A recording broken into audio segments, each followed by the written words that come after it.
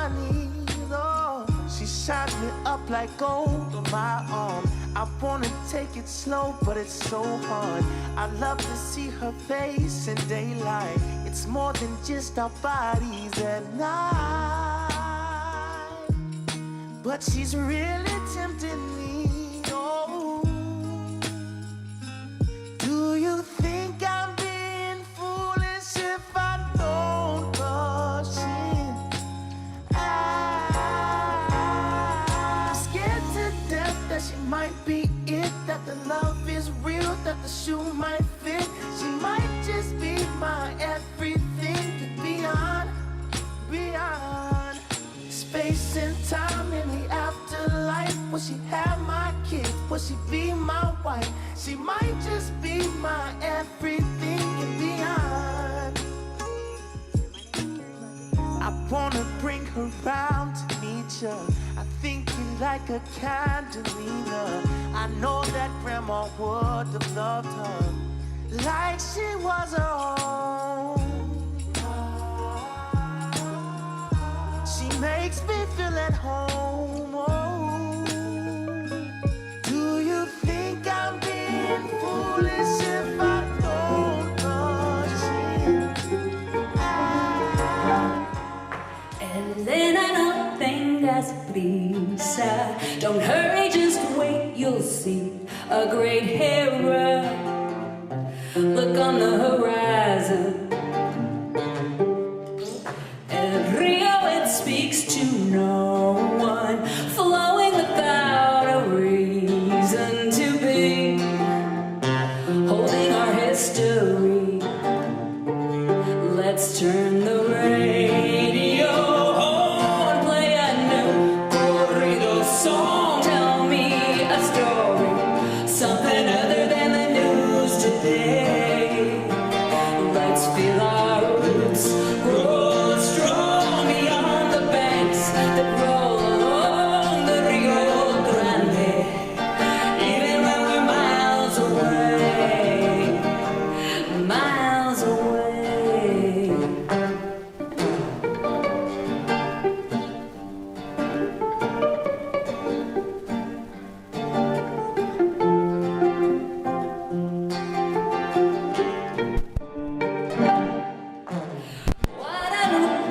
Hidalgo, the river, it marked which way our fate would go so many years ago.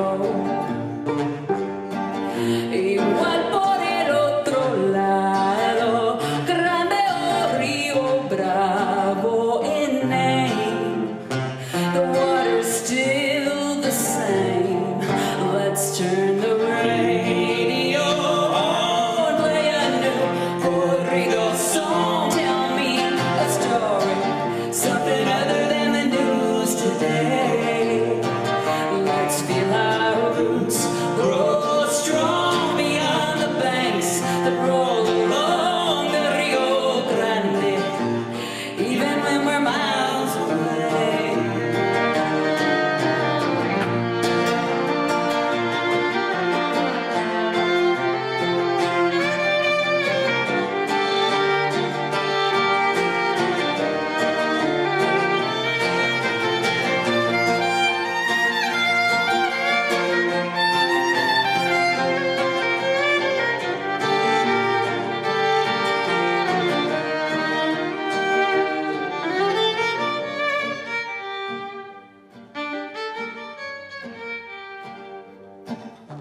Elena, no tengas prisa. Come sit in the shade right here beneath this tree. Why don't you talk to me? Mezquite y el huizache, plenty of tales these árboles could tell. If we listen well, let's turn the radio on, play a new corrido song. Tell me a story, something other than the news today. Let's feel our roots grow strong beyond the banks that roll along the Rio Grande, even when we're miles away.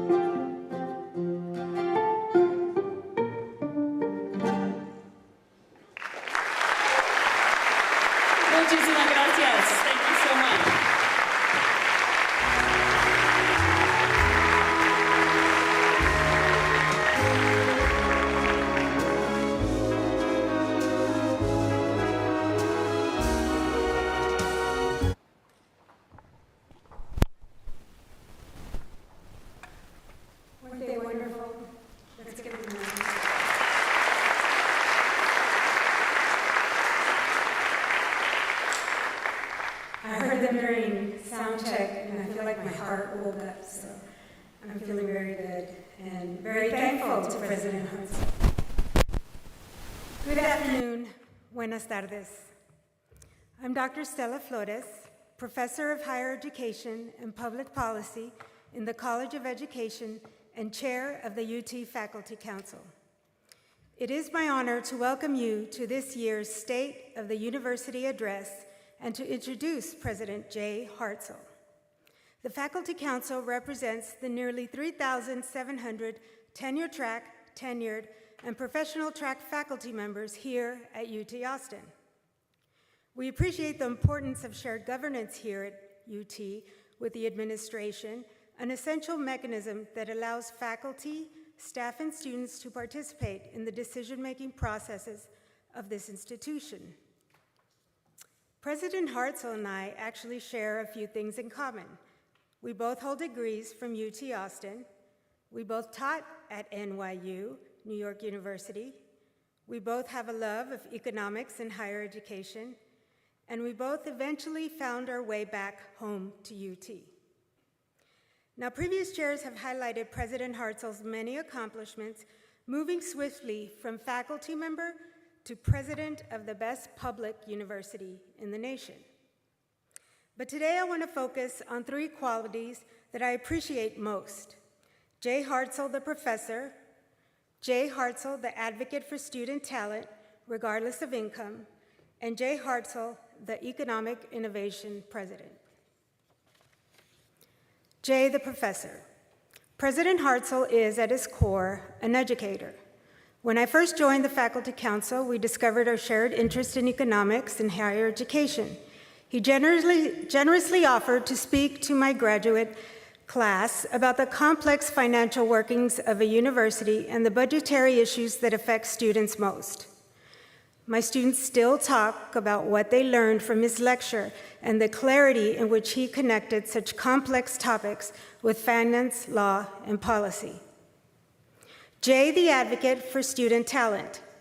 In January, UT Austin became the first university in Texas to raise $1 billion for students through a philanthropic campaign.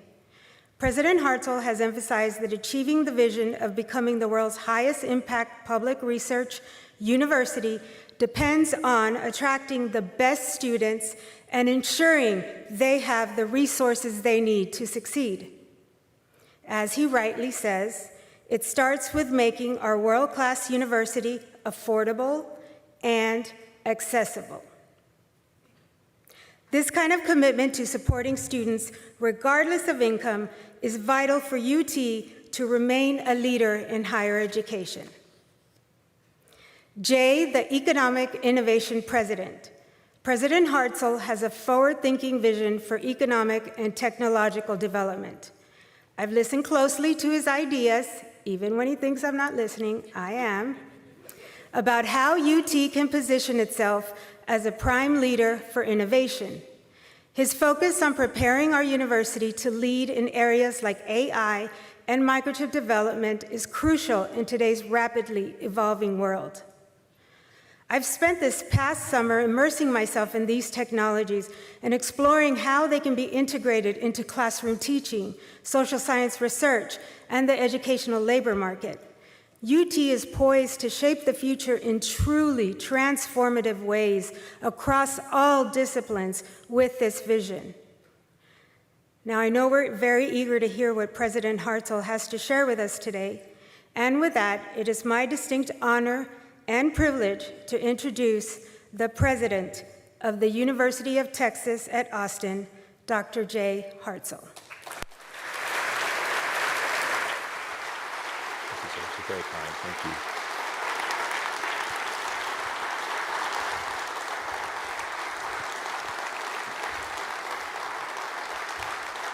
you. Thanks so much, Stella. And I had a mix of emotions. I was tearing up a bit as she was, I think, too kind and flattering. I was also thinking maybe she should just give the whole speech. But I want to say thanks to Stella for her leadership and partnership. And we've already been through a lot together the last year or so. But I'm really, really grateful for her service. It is wonderful for lots of reasons, but also in part because she loves the university. and also because we actually have somebody who studies higher ed. So we'll see how this all goes. But I want to say thanks again to Stella. I also want to say thanks to Carrie Rodriguez, and she is the second songwriter in residence that we've had at the university, and I want to make sure it's clear, the reason we started this program was not to open up the State of the University address. We think we play a role in the arts, we think we have a role in inspiring our students, and we think our students have stories to tell. And a lot of those stories can be told through song and through music, so I'm really happy that Carrie took on this position for the year. I also want to say thanks to everybody who made today happen. There's a bunch of people who put all this together, a lot of really talented people. Also want to say thanks to everybody who did this to Hogg Auditorium. I'm not sure how many have not been in Hogg since it reopened. It's a beautiful space. And I'm going to talk about the tower in a little bit, and just to kind of calibrate, this opened around the same time as the tower. So if you kind of want to think about what we can do with the tower space, look around and think about what we did with this auditorium, and thanks everybody who made that happen. So I'm going to talk a little bit about where I think we are as a university, where we're heading, and some opportunities we face, and then try to come up with and talk about a few things I think we can really focus on as a campus in order to really take advantage of the opportunity that we have as a university. So the first part I would say is that we really have a special moment here. It is a unique and special time in the history of our university, and it's illustrious history. There are a lot of reasons why. I think the wind is at our back. Part of that is the growth of Texas, interest in Austin, the way that world problems are shaping up relative to the strengths of this university. And I'm going to talk a lot today about why I think a great, broad, deep research university is uniquely positioned to make a contribution and impact in today's environment. If you look at the way the school year kicked off, I think it's consistent with that. So we set out 8,000 seats for our freshman class in Gonda, Texas, the big kickoff event for the school year, and it was standing room only. That part of that is because we had the second biggest ever freshman class, I think 9,210 students. Miguel, does that sound right? So incredible class that has come here, the biggest student body we've had in our history. I keep saying 52 or 53,000, it's almost 54,000. So just incredible students who are here. Another part is that we've opened up brand new graduate student housing. I'll come back to housing in a little bit, but this is a big deal. We haven't opened a graduate student housing project in about 40 years. So the fact that we now have 750 graduate students living in kind of the east of I-35 neighborhood and able to access campus in an easier way, I think is a big deal. It is also an exciting start to the year. You may have heard that one of our sports team is currently ranked #1 in the country.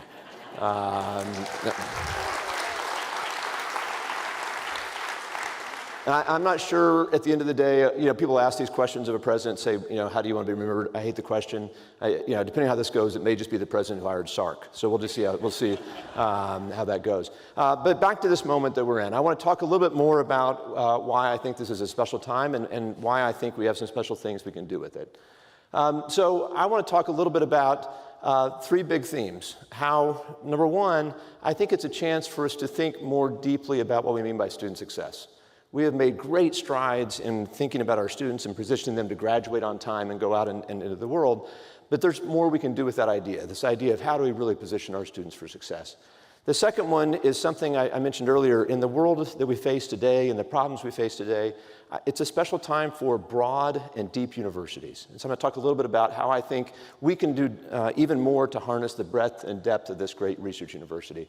And the third big idea I'm going to talk about today is just, I think it's a time we should just relentlessly focus on getting elite talent to come here. Supporting elite talent that is already here, getting more elite talent to come. And I'll give you some examples as I walk through that. But first, just some more proof points on the moment that we're in. So as I mentioned, demand to be in our student body is an all-time high. And we crested about 73,000 applications to be part of the freshman class. This is 2 years in a row of 10% year-over-year growth. And the student body seems to it feels like stronger and stronger every year. Part of that is because we have a great reputation. It's a great academic place. And I don't love rankings, but I like it when they go up.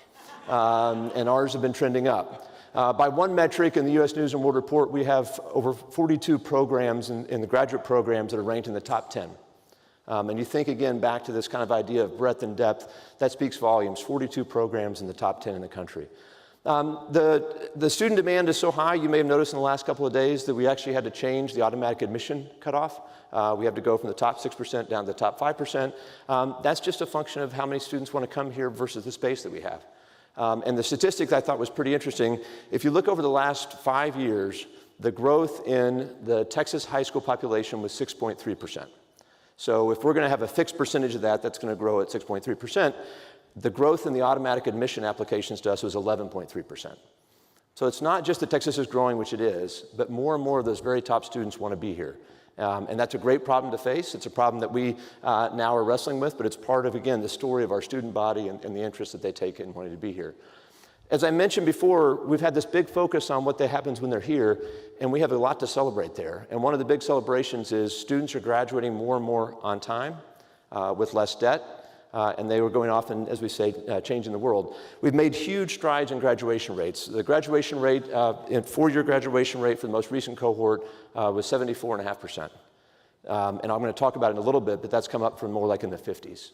So more great proof points there. And great students want to be here, and so now we have to think more and more about what do we do to attract more and more of them, and what do we do to support them and enable them to succeed here. So what I want to spend time now is talking about that student experience and thinking about the student's journey from admission to alum and how we can support them along the way. And as I mentioned, about a decade ago, President Powers laid out, kind of threw down the gauntlet and said, we're going to do better with graduation rates. Now, why are graduation rates so important? It's some reasons are more obvious and some are more subtle. The more obvious reasons is, students come here to get a degree, they should finish, right? And so we want them to finish. If they finish on time, they're likely to spend less money, lose less income by being in school, and also, they're also likely to have less debt when they come out. So that's part of it. But then the part that's a little more subtle is it also makes more room. So partly why we have the second biggest freshman class ever is we have more throughput. Students are coming through the university and succeeding, so we have an ability to take more and serve more of our students. And it's been successful. Lots of great work. Many people in this room contributed to it. A lot of really great outcomes there as we move that number from 50% to over 70%. So you think about part of what that shows is what we can do when we try. With relentless focus and a drive to serve our students, we can make a big difference in the outcomes for our students. So I want to talk a little bit more about a broader view. That effort has been so successful, we have started to equate student success with graduation rates. So if you look out and talk to somebody and say, we have a student success program, really what is behind the curtain of that label is the idea of a graduation rate, graduation success program, which is noble and important. But I think we can talk more about a broader view of what we mean by student success. So that's part of where I want to focus today. And this, in part, comes from an idea. So we have this summer reading program, and for the faculty in the room, if you haven't done it, you should do it. It's a way to commit to read one book a summer. Which has been helpful to me. And so the book that I read this summer was suggested by a friend and supporter named Ken DeAngelis, and it's this book called Range by Epstein. And it's making an argument for the role of generalists. And I thought it was interesting. And part of what Epstein is trying to argue is that society in some ways has been overly fixated on this idea that you leave the womb and you know what you want to do when you grow up and you go do it. And that's the path to success. But instead, there are many of us who found their ways later. My guess is among those in the crowd, many of you didn't expect to be doing exactly what you're doing now back when you were 17 or 18 applying to college, right? So there's something there, I think, for us as a university, thinking about what is our role to not only produce specialists, which we're going to do, everybody with a PhD in some way is a specialist, but how can we also think about producing generalists? How can we expose students to different ideas from the breadth of this great university and enable them to solve hard problems? So part of what Epstein talks about is this difference between two famous athletes. On the one hand is Tiger Woods, on the other hand is Roger Federer, right? We probably should use Scotty Scheffler and Peyton Stearns, okay? Tiger came out and was sort of bred to be a professional golfer. On the other hand, Federer played a lot of sports and later found his passion was tennis. And so the point is both can be world-class, the very best of what they do. It doesn't always have to be the person who moves first. So what's that mean for us as a university? It means we have a way to help expose our students to all the greatness in this university and help them find what they love. This is an idea I'll come back to in a little bit, but we can help train students not only to have a deep area of expertise, but also to be generalists and be able to think across broad domains. Now, Epstein argues that's important in part because in a world where there's more uncertainty, students, people, we need to be more adaptable. The role of a generalist has some value when the world is rapidly changing. There's not pattern recognition. There are not things, there seems that we have not seen before.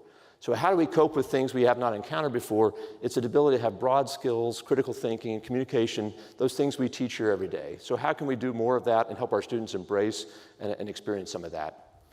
So what can we do for our students? One, encourage them to get out of their silos. Encourage them to experience the rest of campus. Think about taking a minor, take a fun class, take something a little bit outside your comfort zone.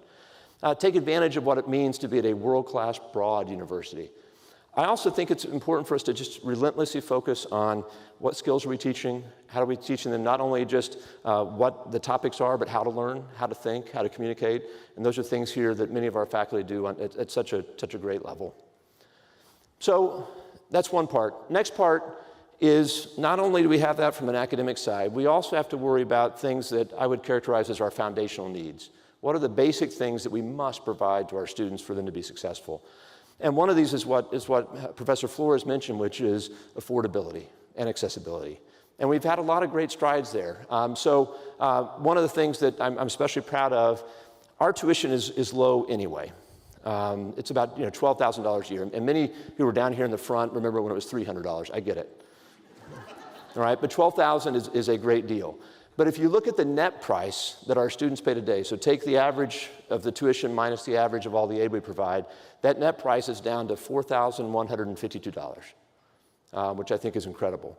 4 years ago, when I first looked at the data, that number was $5,815. So we've driven it down by almost 29% in 4 years, and that's not controlling for inflation or cost of living or anything, that's just actual dollars of net cost down. Now, part of that story is this incredible program that we've done with the Michael and Susan Dell Foundation called Dell UT for Me. And that program is really pushing on how do we best support students with the greatest financial need and position them to go out and succeed. This last cycle, we had 1,300 students from that program walk the stage as the first cohort. Yeah, thank you.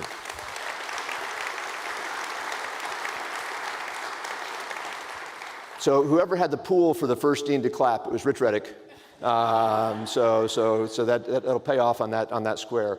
So that's important work. We're making more and more students able to come here and afford it and come out with less debt and be successful. The second part is housing. And we all know that being proximate to our campus matters. And students who live closer to campus have better experiences. They're more likely to get engaged, more likely to belong to things, more likely to join, more likely to spend their time with each other, have a better sense of community, get better grades, graduate, and the like. So we have to continue to focus on that. And that's more and more challenging in a city like Austin where it's growing and prices have been rising. So two great efforts there, just to mention a couple. One I mentioned earlier, which is the opening of our graduate student housing project. I'm really proud of that, the fact that we've done that. Phase 2 is being designed and worked on as well. We're not done there.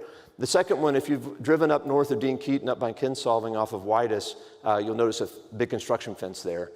So we're taking down about 200 beds to build 1,000 beds. So by the time that's done, we'll be 800 beds more in our supply of dorms, which is, again, increasingly important as we find more ways to get students closer. So housing has been there. Safety. We've continued to focus on how do we provide a safe environment.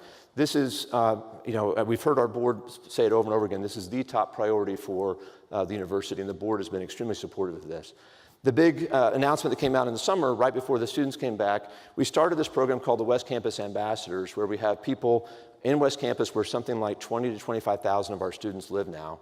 And the people are there to help. They're there to keep it cleaner, keep it safer, provide an escort, pick up a piece of trash, clean up graffiti, and be a friendly face and a presence in the neighborhood.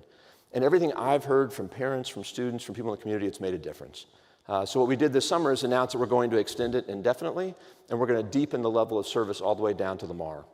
So I want to say thanks to Jim Davis and his team for making this all happen. It's a big win. It's an important win for campus and the community and the environment. The last thing I'll mention in terms of foundational needs, it's important to talk about health and wellness. And I don't probably need to educate this crowd about concerns about our students' health, and especially mental health. And there are things there that we've done that I'm quite proud of. One is we launched something called Timely Care, which is a 24/7 virtual service to enable to provide mental health counseling.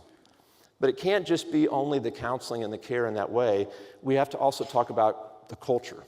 How do we have a place where people can talk about mental health, can be open to it, to have those conversations? So another example along those lines is we launched something called Longhorn Listens. And it's a way to prepare students to have conversations and intervene if needed around acute mental health challenges. So it's a way for people to be more comfortable in those spaces and be able to have the conversations they should have about mental health. More to come there. I know we're not done, but it's how do we set the right cultural tone around health and wellness, and how do we continue to find ways to support our students? So call that foundational needs. I want to spend just a minute on the physical campus. And you can think about the physical environment as foundational, that we have to have buildings and the like. I would say it's a little more than that too, that the physical spaces we inhabit, much like I would say this auditorium today, can be inspirational. And there's nothing more inspirational to me on our campus than our tower as a physical building. So if you think about, and I've thought about it more probably because I have this job now, but you go back to who decided to build that tower back in, I think, 1931. And you think about, in the Great Depression, building the tallest building in Austin, Texas, taller than the Capitol, built to be a library that could house more books than we owned, right? So you're going to build a symbol of a great university at a time when arguably we weren't quite great yet. And I think of the guts and the audacity and the brashness that Texans had then. We probably still have it, right? But we had that same moment, but different here today. And so it's time for us to fix the tower. So you're going to see in the next month or two, scaffolding go up, a scrim go up outside of it. And so, as we've been telling the students, get your pictures now. But the tower is important. It's a symbol. And when we've gone out and talked to students about what it means to them, it really makes your heart melt. And they talk about things like, I now know I've made it, right? Wherever you grew up, you come here, you're now at a world-class research university, and the tower is a symbol of that achievement. It's also a symbol of what's possible. So more to come on the tower, but I'm really excited about the project, and I want to say thanks to everybody who's been involved in it, and we're still open to new ideas and to checks. So it's not too late.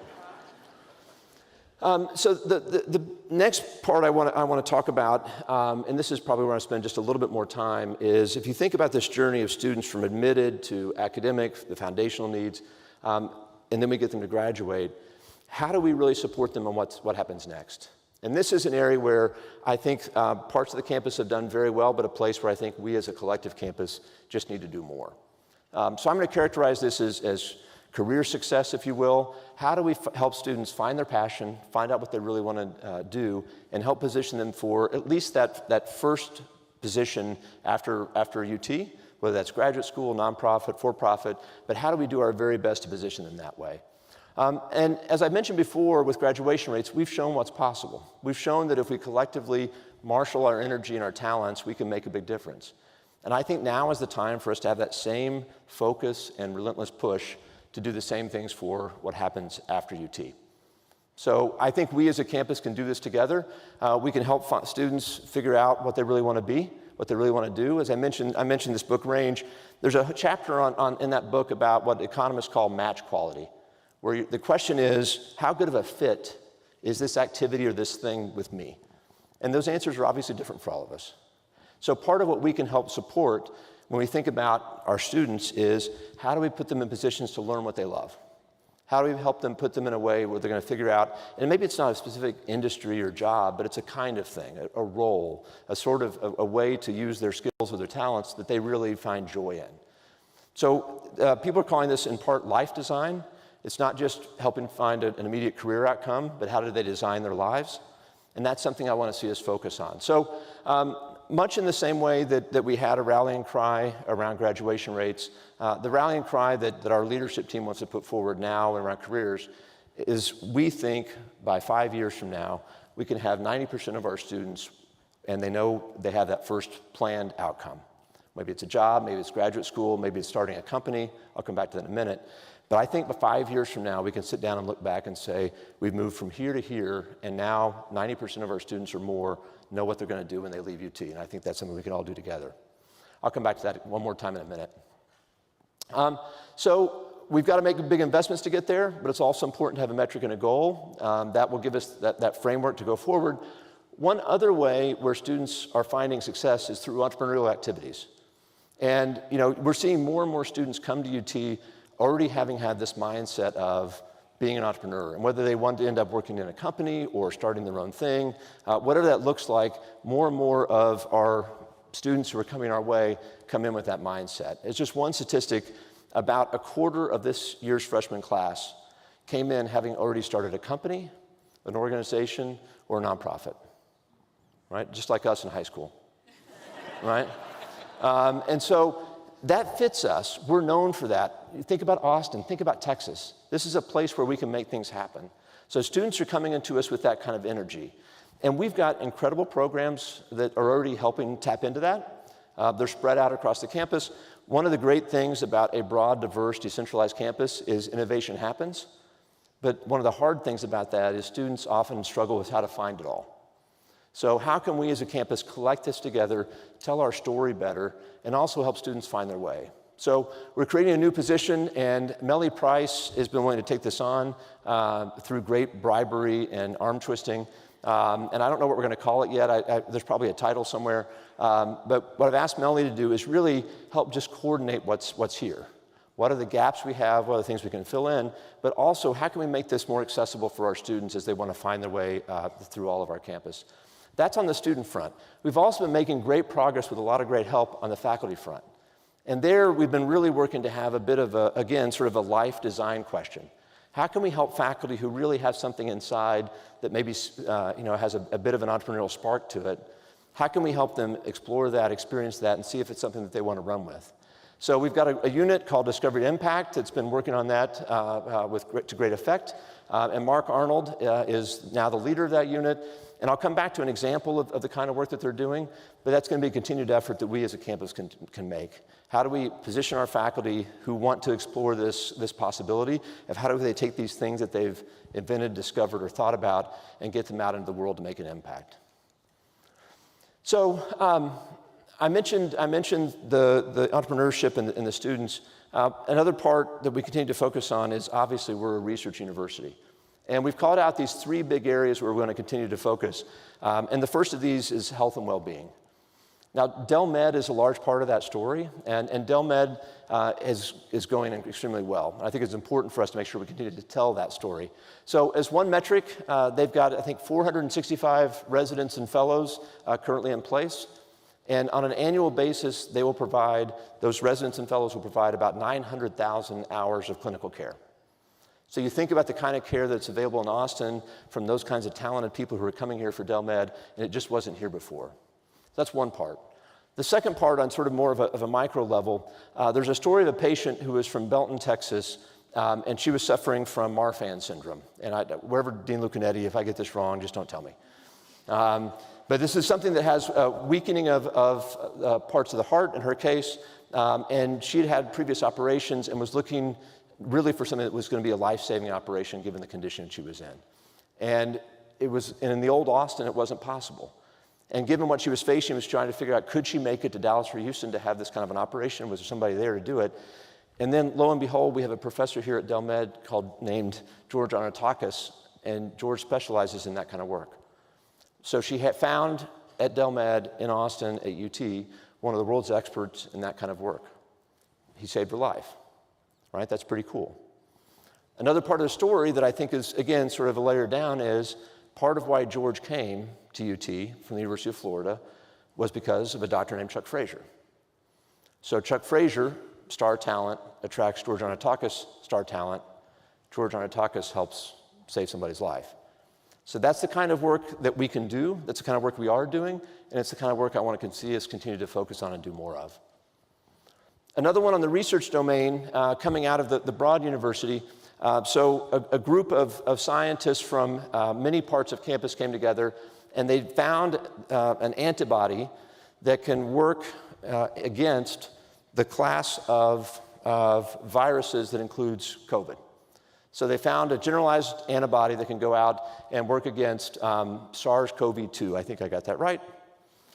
And these faculties, I'll make sure I get it right. So molecular science, chemical engineering, biomedical engineering, and chemistry. That's breadth again, right? Bringing faculty together from those departments to come together to solve a hard problem. So it's that kind of work, again, that a broad, deep, great university can do. Now, Dean Bonacaze did admit that his social media on his bet with the Michigan dean got more coverage than that did. But that's partly on us, right? We've got to make sure that society understands the importance of that work beyond just the other kinds of things we do. The last one on health and wellness I want to mention, I mentioned before the work that Mark Arnold is doing, and one of the things that we're doing on Discovery to Impact is taking investments in early stage companies from our faculty. And this is meant to provide a little bit of an accelerant. How can we help them, propel them, and get their idea farther along? We hope someday some of them will pay off, but it's really that's second order. It really is about showing that we care, showing that we're going to invest alongside other investors to help propel these ideas forward. And the most recent one that the UT Seed Fund invested in is called Bright Skies Bio by one of our faculty named Ken Shu. And Bright Skies Bio is out there trying to figure out ways to intervene with the process by which cancer attacks our cells through the creation of proteins and through RNA. So again, example of professor, great idea, try to get it out to market. How can our university do more to support that kind of activity? So that's on the health and life science front. The other big area, second big area that you've probably heard us talk about, and Stella mentioned it in her opening remarks, has been around technology and society. And just a couple of examples there. We had a really good 8 days this summer. First big announcement was we secured $457 million to continue to advance our supercomputer and maintain its edge. We have the world's fastest academic supercomputer, a bunch of really talented people who run it and make it accessible to so many around the world. It's called TAC, and that investment is a huge investment to make sure it stays at the cutting edge. And then about 8 days later, we learned that we had secured $840 million from DARPA, which they were awarding a competition across several states for activities around chips in the defense sector. So UT and Austin won that competition. It's going to lead to incredible activity here. It's not just us, it's a consortium. Many companies and universities will get to take part in it. And it's led by incredible Professor S.V. Srinivasan, who has just labored night and day since we started really pushing on this idea. And you can see what happens when really talented people pull together a great team and then we advance it forward. And we're not done, right? So there's more federal money we think to be had. We're Texans, we want to win. But early signs of incredible success. Great return on investment from the state as well. And those two awards came right in the middle of what we had talked about as our year of AI. And that idea was a way to just coalesce what's happening here, maybe tilt it a little bit more towards certain areas, but help tell the story of the strengths and the breadth of the university. So that year of AI, I think, has done a great job of really putting a spotlight on certain things that we're doing so well. I want to say thanks to David Vandenbout and Melissa Taylor and everybody who's been involved in that. There's too many names to do them all justice. But a couple of things just to highlight that have happened along the way. One is a year ago we launched really the first degree of its kind, a Master's of Science degree in AI. And that program from inception, now we're in year 2 and has 1,300 people in the program, which I think is pretty incredible. We've got more stories. Even this morning, something came out that I will not go too far into because I will probably screw it up, but we announced a new institute around cosmic AI. This is a partnership with the Simons Foundation and NSF to build this new institute, and it's designed to think about the most fundamental questions. Why are we here? How did we get here? What are the origins of the universe? And do it from an AI perspective. So those are just some examples of what's happened in the past year. The year's not done. You're going to see more and more in the months to come, but I think it's been very successful. You'll also see, as you think about those examples, the combination of breadth and talent. We're bringing people together from different perspectives. That last institute that I mentioned, the Cosmic AI, is going to be spearheaded by the Odin Institute, but 8 different departments are contributing faculty to it. So you've got 8 departments plus the Odin Institute, all trying to figure out why we're here, right? So the third area, which I want to talk about, is energy and the environment. And I probably, in Texas, don't have to motivate too much why this is a crucial set of topics for us to be worried about. The very basic human condition relies on energy. And if we think about how humans want to flourish and thrive around the world, it's not just what happens in the US, but globally, we need more energy. And we want to have more energy accessible for more at a cheaper price point and in a clean way. So what are the things that our university can do to help spur that on? I would argue there's no university better positioned to address that set of problems than UT. I think of us as the energy university.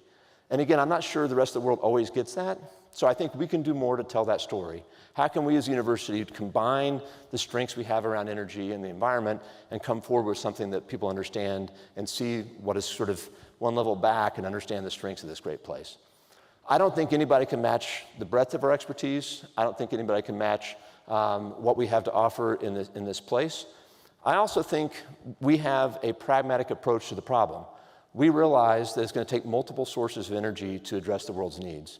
We're not going to be dogmatic or religious about it. We're going to go out and try to solve the set of problems the world's facing. And that's an opportunity that we face, and we can do it a little bit differently than others can. So for those reasons, in 2025, the plan is for that to be our year of energy. And I don't know exactly what that means yet, so I'm glad there's no Q&A portion for today. But the idea is to use the same opportunity to coalesce the university in a common direction, much like we've done for AI, and see what we can do to address some of the world's energy challenges and help propel the work forward. So one example that's already underway that will predate this year. Last year we launched a lab called the Energy Emissions Modeling and Data Lab. This is a partnership between the Department of Energy and several private sector partners. And it was a $50 million joint partnership. And to give you a sense of what they're working on, the problem they're trying to address and study is that of lost methane. So if you think about industrial processes and other things that happen, it generates methane. And just to give a sense of magnitude, the size of that problem, if you could eliminate it, is in the same magnitude as 2 billion cars and trucks and their emissions on the roads, gas-powered cars and trucks on the road. It is a big problem. So again, those are the kinds of things we should be tackling. Interdisciplinary, hard, requiring great breadth of talent and great depth of talent. So our research stands out, but we also are doing more for students there. So one of the more recent startups that's going very well, just to give you an example, is the Center for Global Sustainability. This is a joint venture between the Macomb School and the Moody College, where we're really trying to focus on how do we train students to think about the business side of sustainability. Not just the science and technical side, but how can you make a business case? Because it's that business case one's going to need, I think, to make it sustainable. And the second part is how do we talk about it? How do we communicate about it? How do we think about interacting with each other around questions around sustainability and the environment? So a student-facing example that I wanted to highlight. So that's on the research front. I want to talk a little bit about where we're going in terms of the strategic plan. I think since we've launched it, we've learned a lot of great things. We've learned that when we focus on making changes, we can drive things forward. And I've seen what we've been able to accomplish in certain places. But we also realized that I think the plan and its structure could be streamlined. And so the evolution of the plan is what you're going to see. I'm not going to walk through all 10 boxes, so if you're trying to think about leaving, don't worry. But I wanted to show you the way we're envisioning now the plan going forward as a more simplified tool for how we think about where we're trying to head. So these are the 10 priorities. And the one I want to focus on just for a few more minutes before I wrap up is the top left box. And the one I want to focus on is the goal of attracting more elite talent.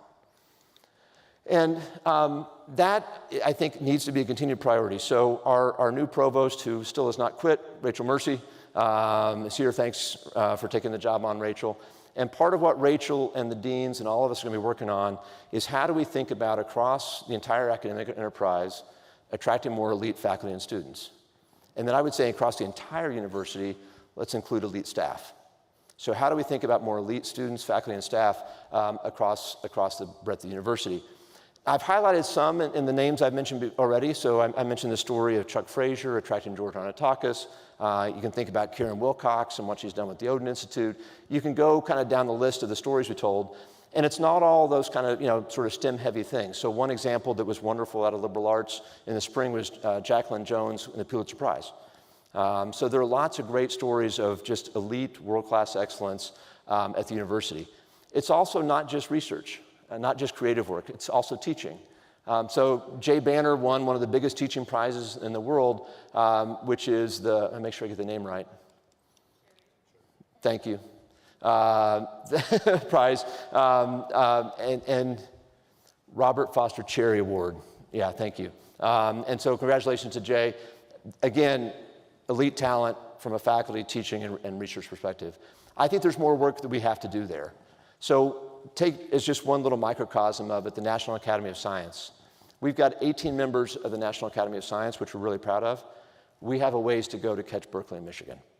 So if we're going to get to where we think we need to go, we have to have a relentless focus on developing our talent and attracting and retaining the top talent and finding more ways to do that at scale. So many of those touch points, you think about our faculty, but it's also staff that enable all those things to happen.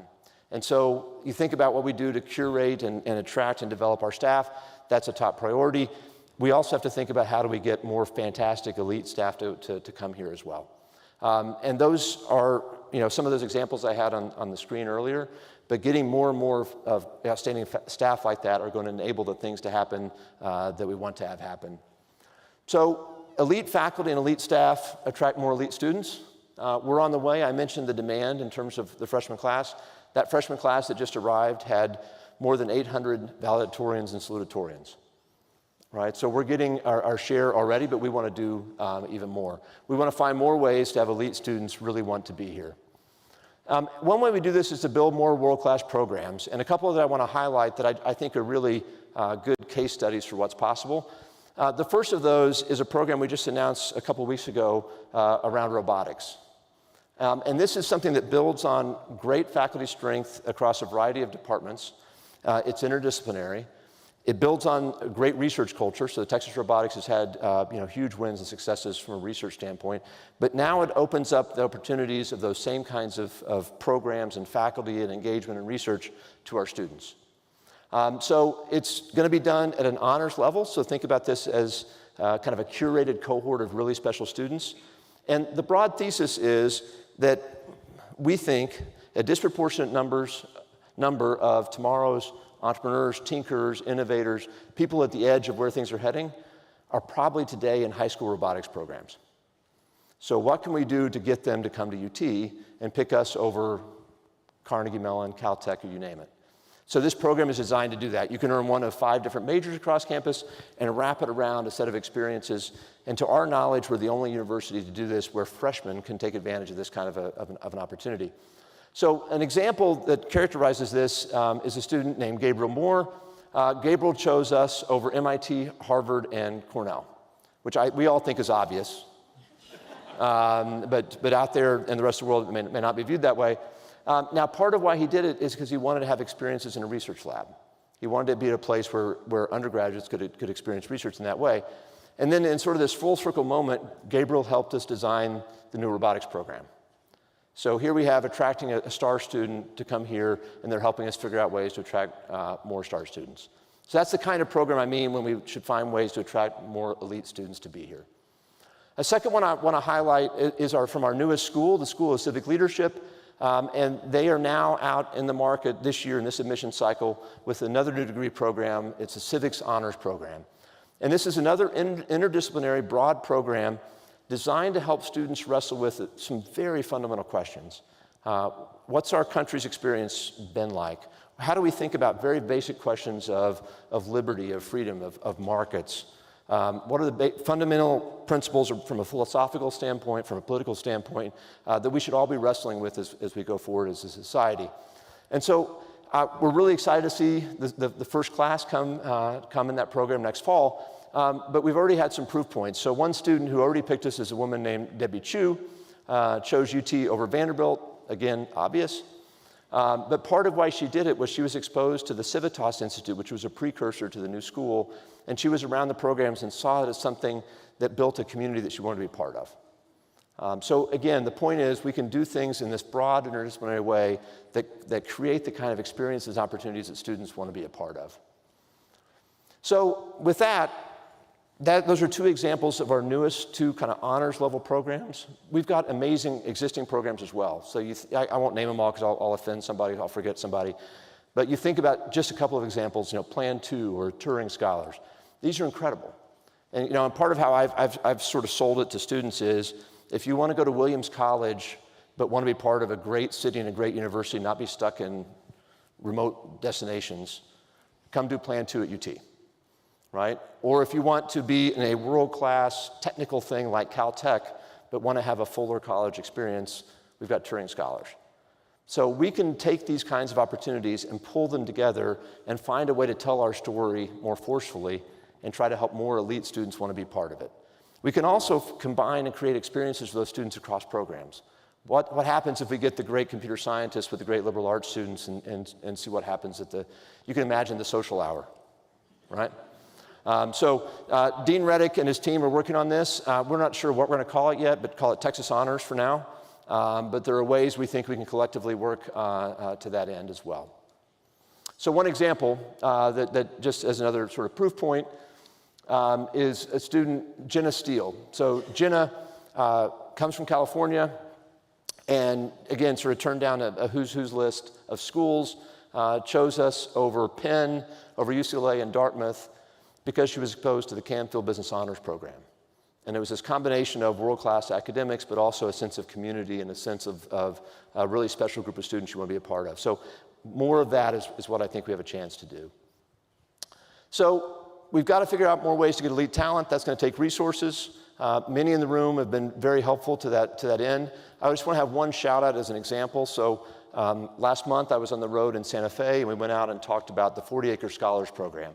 So that's our version of the full ride that would compete with the Moorhead or the Jefferson Scholars at Chapel Hill and UVA. So think about that as our very top level scholarship. And the goal from the Texas Exes who runs that for us is to double the number. And if we can double the number of those scholarships, we'll be on a competitive basis with the very top schools like Chapel Hill and Virginia and be able to compete for those students. So just a sense of what we're trying to do to bring elite students, faculty, and staff together. So let me wrap up. Let me just try to reiterate, we are at a special moment in time. It's a great time to be a Longhorn. When I say that on social media, people say it's always a great time. I get it, it's always a great time. This is an even better than great time. So part of what I want you to get the sense of is it is a great time, but we got to go. It's our chance to move the university forward, to propel it forward, to find new ways to serve more students, new ways to create more knowledge, new ways to get that knowledge out in the world. And three things that I've articulated that hopefully you can take away as ways to take advantage of this moment. One is think really broadly about how we support our students. And we've done great work there. We have now changed the way we